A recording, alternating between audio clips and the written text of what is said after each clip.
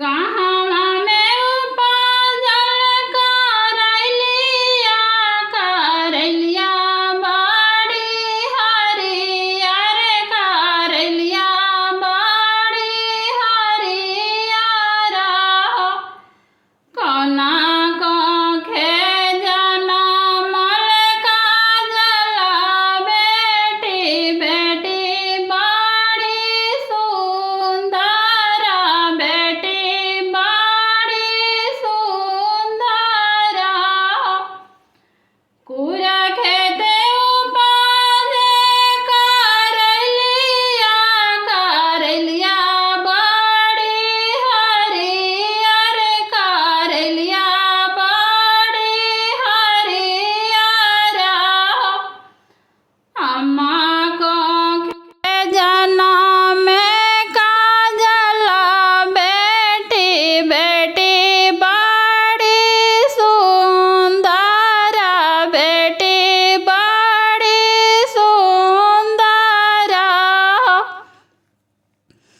के करा के देबाई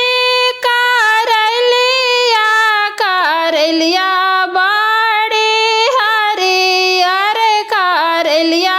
बड़ी हरियर के करा के देबाई काजल बेटी बेटी बड़ी सुंदर बेटी बड़ी सुंदर मुंजड़वा के देबाई करैलिया बड़ी हरियर करैलिया बड़ी हरियर पप्पू दुल्हा के देबाई काजल बेटी बेटी बड़ी सुंदर बेटी बड़ी सुंदर कहवा में उपजे करैलिया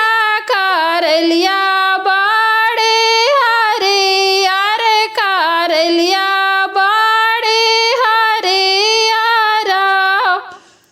कहाँ